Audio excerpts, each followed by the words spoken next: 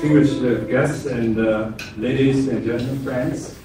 Welcome to this award presentation ceremony to honor our Canadian mentoring in World War II.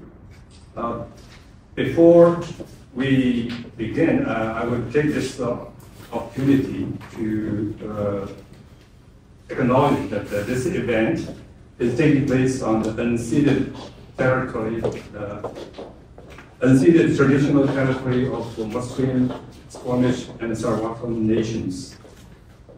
Today's event is organized by the organizing committee of the 80th anniversary of World War II victory and Western Pacific Unit 208 and the Chinese Cultural Center of Greater Vancouver.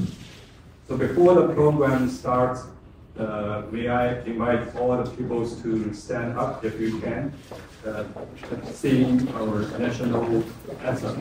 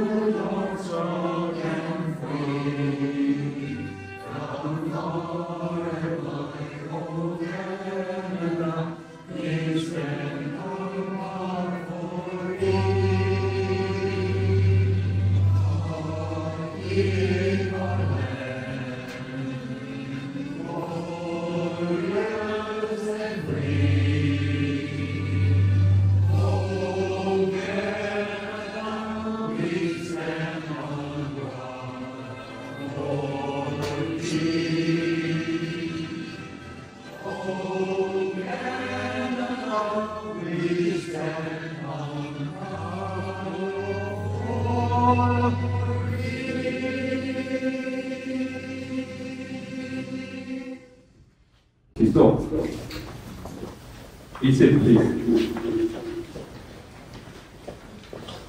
Well, today is a very special day because of the event is so special for Canada and also special for Chinese community. The program will use Chinese and English to go through the program. So today's program will be around, just some housekeeping, will be around 1 hour. We will have some distinguished guests to give a presentation, and then also with our organizing committees and also the organizing members will present the honorable flag to the veterans and also the medals to the important contributors here. 80周年前，加拿大为维护世界的和平和正义做出了巨大的贡献，全力以赴。1939年的时候，加拿大加入了盟军。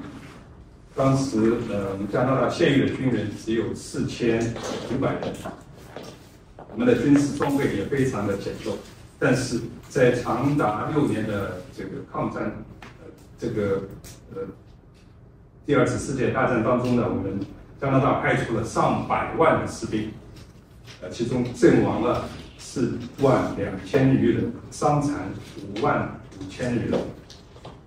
当时我们的加拿大人口才只有1200万。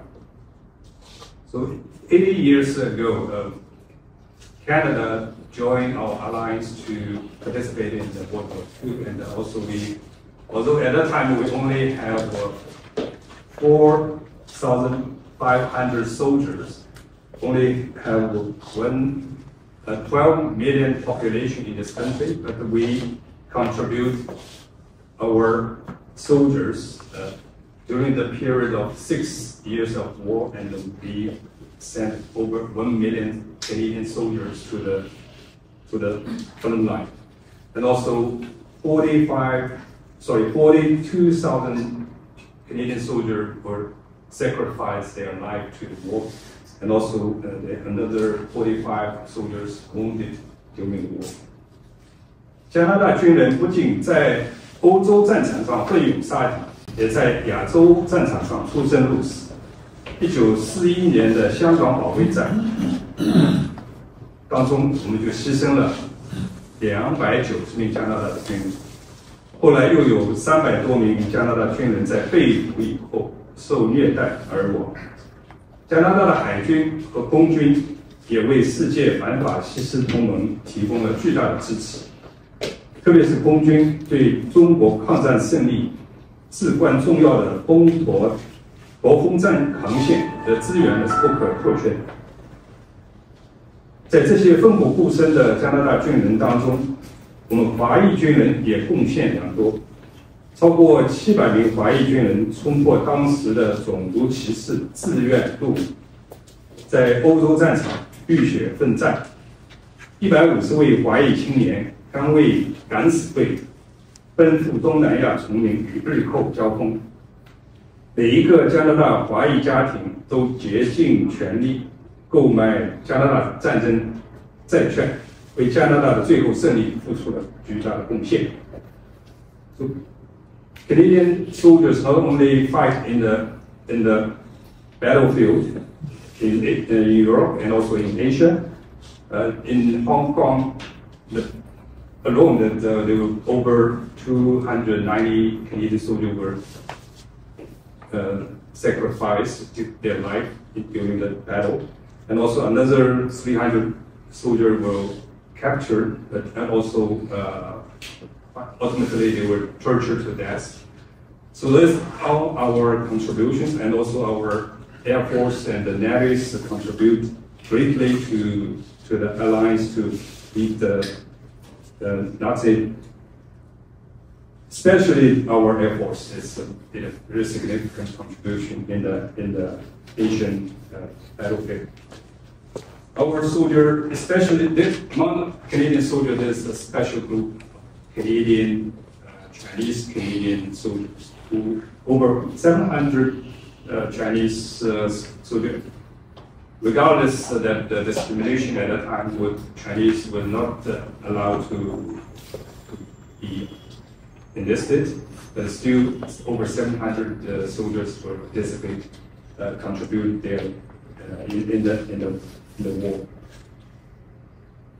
在另外一方面，在中国于1931年遭到9·18事件以后，加拿大华裔社区呢便开始投身于对抗法西斯的 斗争，他们不仅回中国参战，身先士卒，为中国抗战捐款捐物，还为加拿大的民间和政府说，为加拿大争取到了为中国争取到了1亿加元的这个加拿大的经济援助。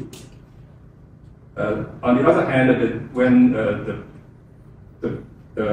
in 1931, when Japanese invaded China, and the Chinese Canadian also helped to raise the fund to lobby the local community and the government to support the Chinese fighting back to the Japanese invasion. And also the Chinese community actively purchased the victory bond to support war efforts. So today we are celebrating the victory after 80 years. 这个第2次世界大战以及整个反法西斯战争的胜利，对我们加拿大和华裔加拿大人都有非同寻常的意义。这次纪念加拿大这个第2次世界大战胜利 80周年之际呢，我们特别向参加2战的华裔英雄们致以最崇高的敬意和谢意。So today we are celebrating our 80 years anniversary of victory, and also we are gathering here to pay our special highest respect to all the individuals who have participated and contributed in the victory. So our program will start with the opening remark by our organizing committee, the chair of the organizing committee, Mr. John Zhang, who is the chair and initiate of organizing committee in commemoration of 80th anniversary of World War II victory. So, well, let's welcome John Zhang to give us opening remarks.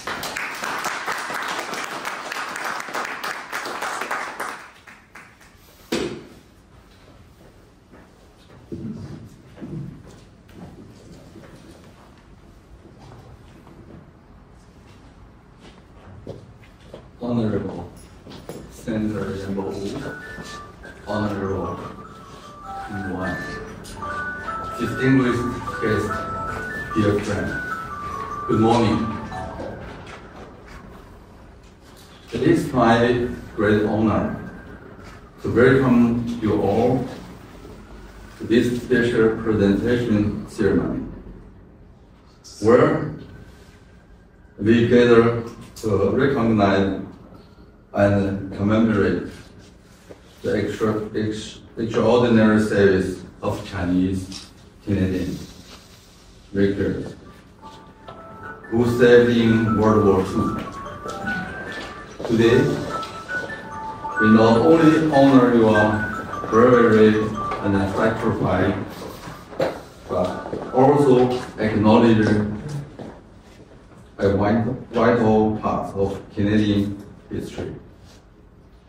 When that reminds us of the strength that comes from unity, resilience, and shared commitment of justice and peace.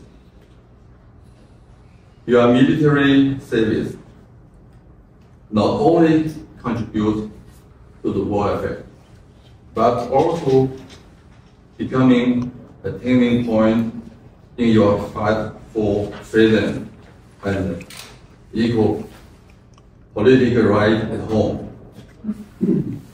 Your sacrifice finally earned the full citizenship and equality for Chinese Canadians. The presentation of this commemorative plaque is a small but heartfelt token of our deep appreciation.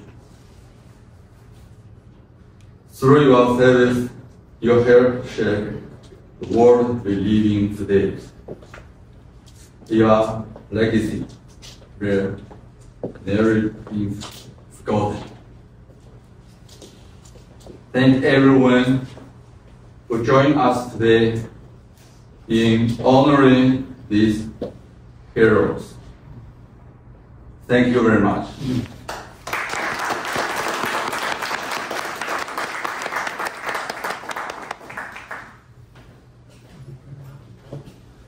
Thank you, Mr. Zhang. Next, we will invite our Honorable Senator Yuan Haowu to give us a remark.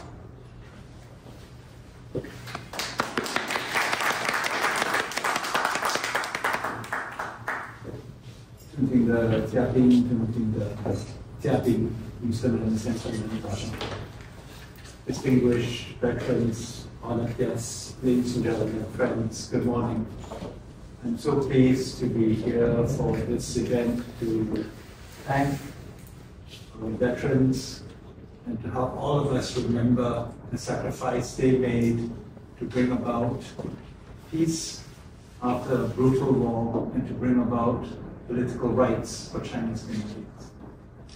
Now, let me start by thanking John and the organizing committee for the commemoration of the 80th anniversary of the victory at the end of World War II. Let me thank them for remembering this important anniversary and to thank the ANA Vets Pacific Unit 280 as well as the Chinese Cultural Center for hosting today's ceremony. As we were singing the national anthem, I was reflecting on the words on the screen, and you all know the words well. True patriot love. It used to be in all our sons' commands. I was part of the parliament that changed the words to in all of us command.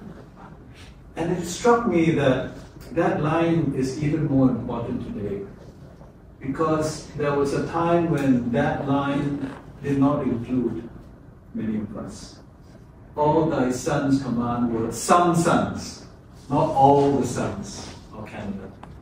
And so in some ways, when we say all of us command, it's not just about being gender neutral.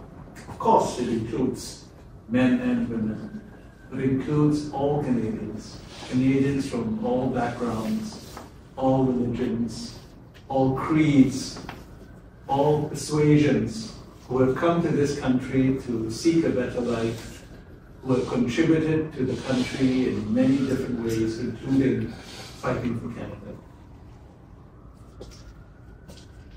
The contribution of our veterans, particularly Chinese Canadian veterans, in the Pacific War and also the European War, was, as many people say, a fight against oppression.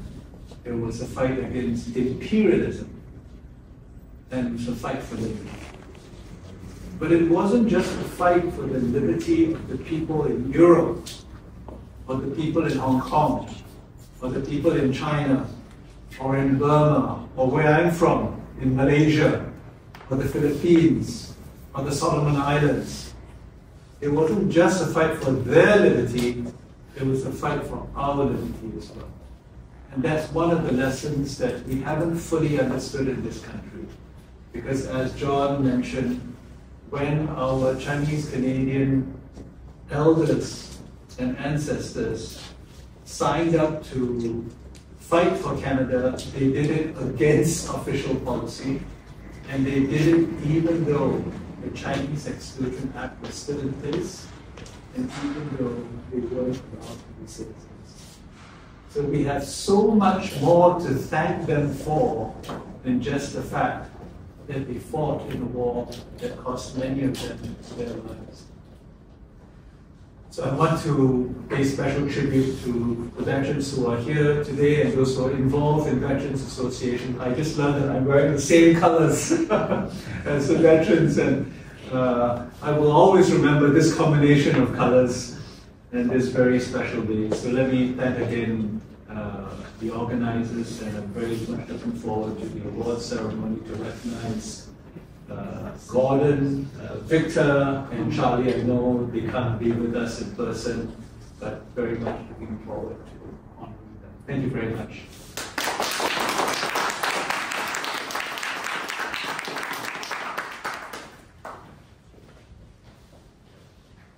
Next, let's welcome Mr. King Wong, the Commander of Royal Canadian Navy, retired commander.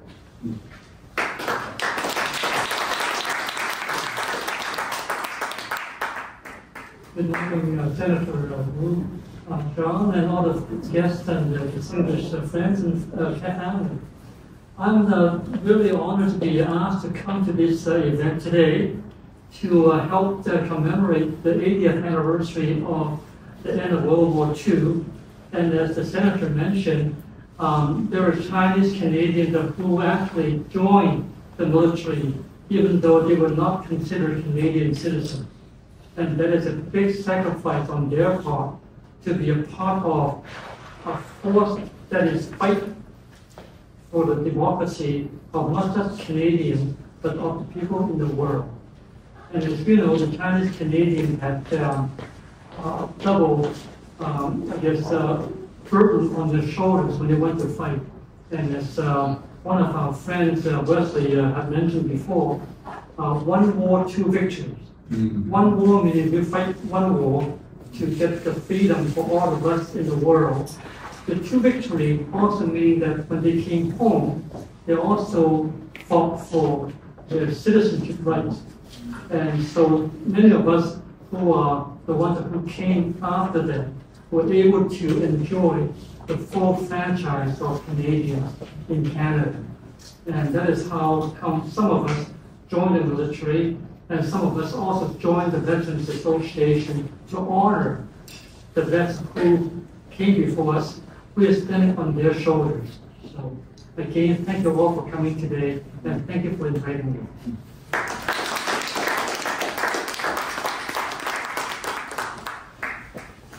Thank you, King. Next, we would I'd like to invite Steve Ko, President of the Pacific Unit 280.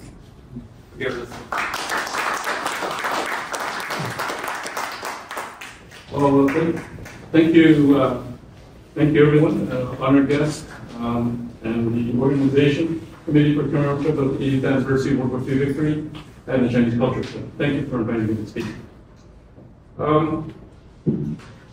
am the president of the Alabama Pacific Unit 280. Our unit was established by returning World War II veterans who wanted to socialize and have what we call today a business network where they could share ideas and plans for the futures. My connection to the veterans is that my father, two uncles, Uncle John and Peter, and my Aunt Mary all served in the Canadian Army during World War II. They were all born in Victoria. As we've heard from earlier speakers, in 1923, the Chinese Exclusion Act prevailed for all Chinese in Canada, including those who were born here. This legislation specifically excluded Canadian citizenship and the right to vote. World War II was declared in 1939 when Nazi Germany invaded Poland.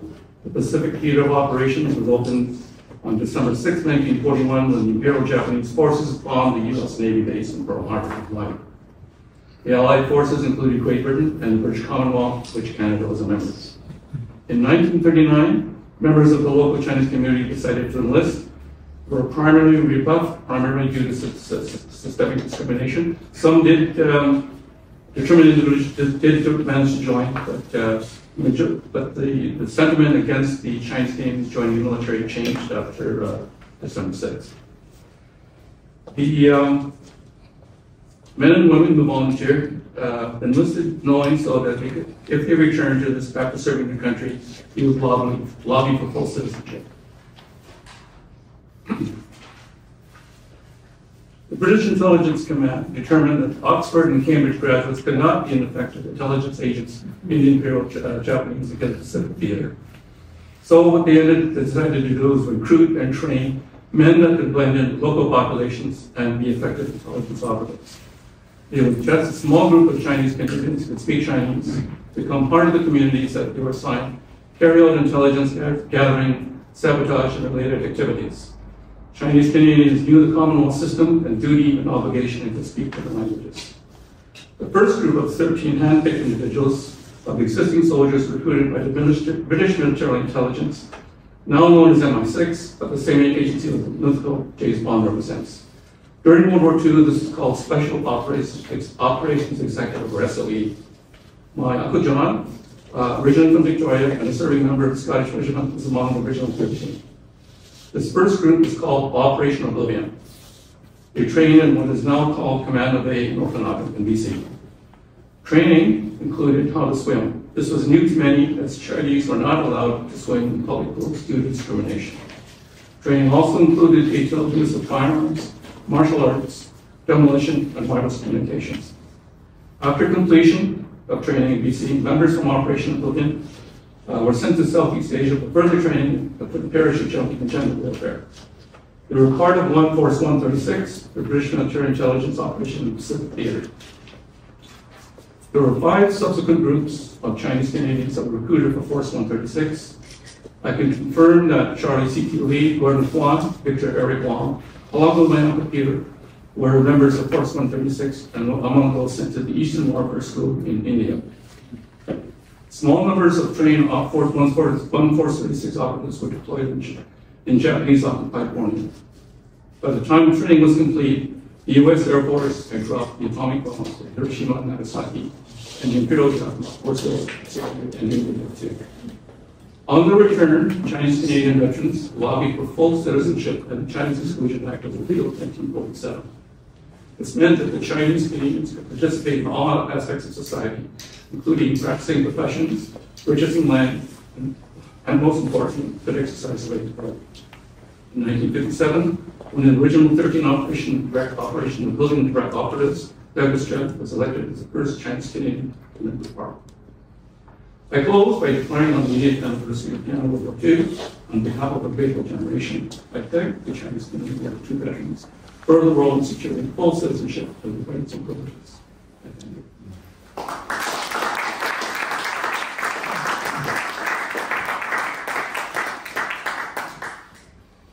Thank you. Next, we would like to invite Fred Kwok, the president of the Chinese Cultural Center of Great Vancouver, to give us a remark.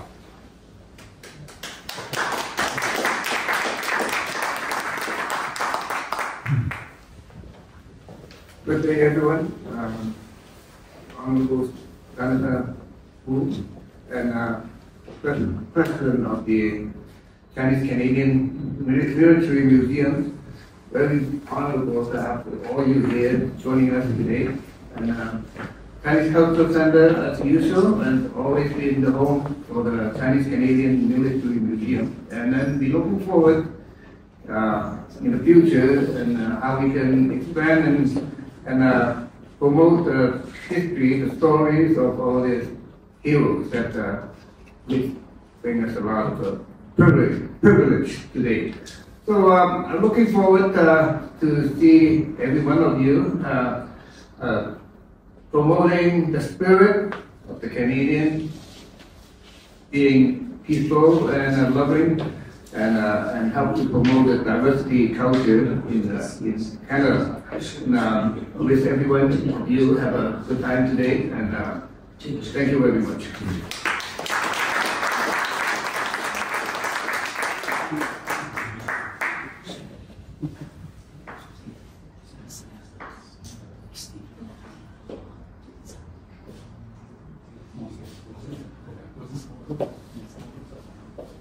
Now let's move to the second part of our program, is to present commemorative plaque to our heroes. And so let's invite Senator Yuan Hangwu, John Zhang, Stephen Kwok, and Fred Kwok to present the plaque to the first is to Mr. Gordon Juice.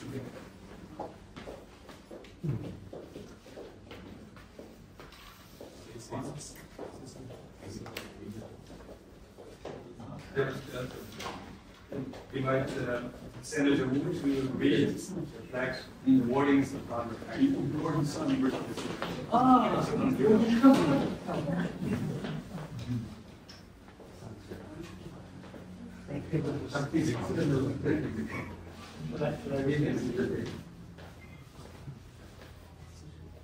It's my honor to read this plaque presented with deep gratitude to Gordon Kwok for your bravery, sacrifice, and unwavering dedication during the Second World War. Your courage helped shape the world we live in today, and your legacy will never be forgotten. With profound respect and appreciation, the organizing committee, in commemoration of 80th anniversary of the victory of World War II, sign John Tian Tang Chen.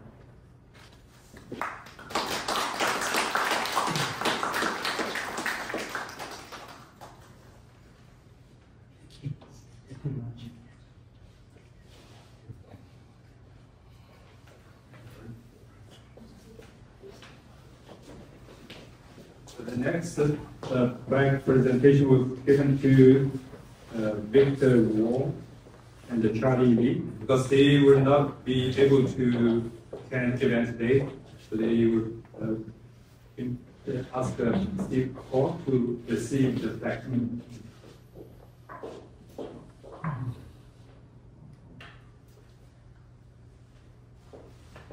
Picture.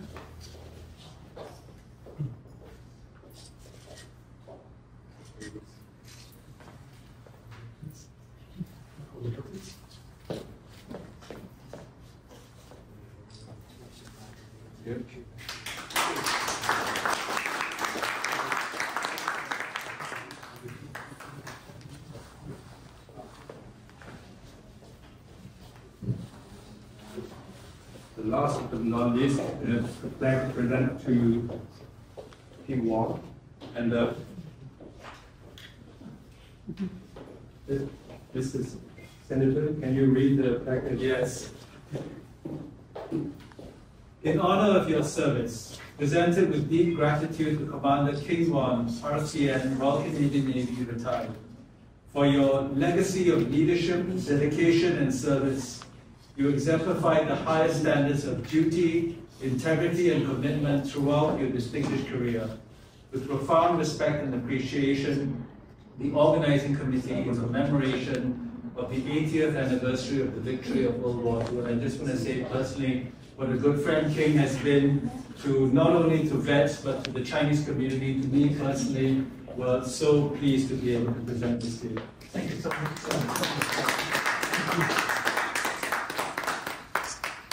Over here, please.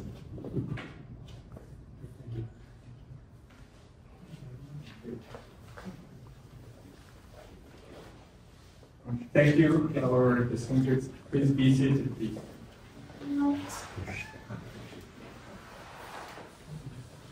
So next we will have a video presentation, video message by veteran Gordon Troop from the Zoom. Let's watch the video. Can you hear us? Yes. Yes. Okay, go ahead, Dad. Honored guests, comrade, ladies and gentlemen, it's an honor for me to speak to you all in Vancouver. I'm sorry that I can't make it. As time goes by, daily, try to do my best. I want to thank all of you to honor all the veterans. Some of them not here today, but I'm lucky, able to speak to you. I hope my son able to talk to you, and my daughter is with me here today. It's an honor. I want to thank all of you. Thank you again, honored guests, comrade, ladies and gentlemen. Thank you. Very happy. Happy for it.